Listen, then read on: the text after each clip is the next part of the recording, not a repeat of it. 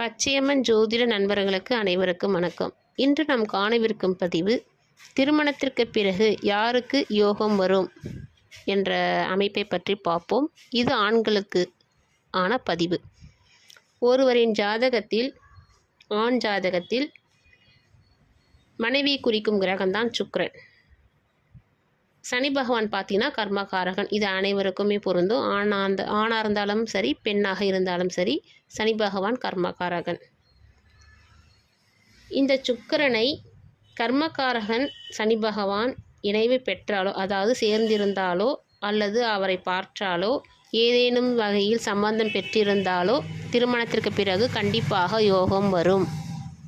அடுத்து சனி நின்ற ராசியிலிருந்து 1, 5, 9, 3, 7, 11, 2, 12வது இடத்தில் சுக்கிரன் இருந்தால் யோகம் கண்டிப்பாக வரும். எடுத்துக்காட்டாக, இப்போ உங்கள் ஜாதகத்தில் சனி பகவான் மேஷத்தில் அமர்ந்திருந்தால்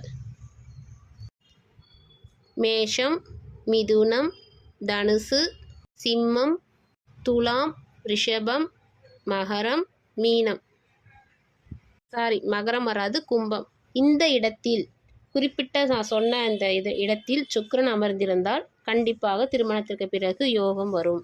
அடுத்து வக்ரம் பெற்ற சனின்னு சொல்லுவாங்க.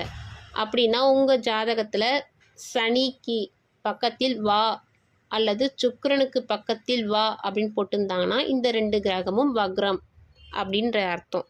இப்போது வக்ரம் பெற்ற சனிக்கு 12இல் சுக்கிரன் இருந்தாலோ அல்லது வக்ரம் பெற்ற சுக்கிரனுக்கு 12இல் சனி இருந்தாலோ திருமணத்திற்கு பிறகு யோகம் வரும். 12 அப்படி என்ன இடத்த குறிக்கும்னா, சுக்கிரன் இருக்கும் இடத்திலிருந்து நீங்கள் 1, 2, 3 அப்படி எண்ணிட்டே வரும்போது 12வது இடம் எங்கே முடியுதோ அந்த இடத்துல சனி இருந்தால் சுக்கிரன் வக்ரம் பெற்றிருந்தால் சனி பகவான், இந்த அமைப்பு இருந்தால் கண்டிப்பாக திருமணத்திற்கு பிறகு யோகம் வரும்.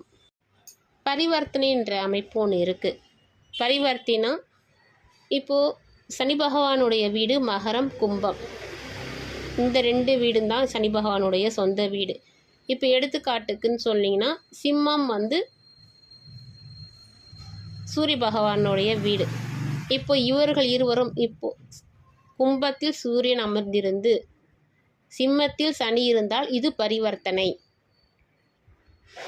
அல்லது சூரியன் மகரத்தில் அமர்ந்திருந்து சனி சிம்மத்தில் அமர்ந்திருந்தால் இதுவும் பரிவர்த்தனை. சூரிய பகவானுக்கு ஒரே ஒரு வீடு தான், சனி பகவானுக்கு தான் 2 வீடு. அப்போ இந்த மாதிரி பரிவர்த்தனை பெற்ற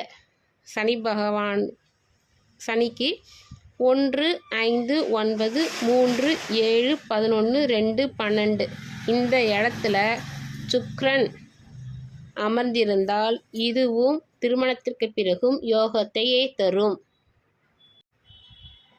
இந்த மாதிரி அமைப்புல கண்டிப்பாக நீங்கள் ஃப்யூச்சரில் நல்ல திருமணத்துக்கு பிறகு நல்ல ஒரு செட்டில் ஆகக்கூடிய அமைப்பு. இது மனைவி மூலயமா வரும் அப்படின்றதில் மனைவியோட சொத்து கிடைக்குன்றது அர்த்தம் கிடையாது. திருமணம் ஆன பிறகு உங்களுடைய தொழில் முன்னேற்றம் அடையலாம். வேலை நிரந்தரமான வேலை அமையக்கூடும். ப்ரொமோஷன் கிடைக்கும். ஏதோ ஒரு வகையில் உங்களுடைய செல்வ செழிப்பு மேலோங்கி வருன்றது தான் அர்த்தம். நன்றி, வணக்கம். மீண்டும் அடுத்த பதிவில் சந்திக்கும் வரை உங்களுடன் விடைபெறுவது கவிதா.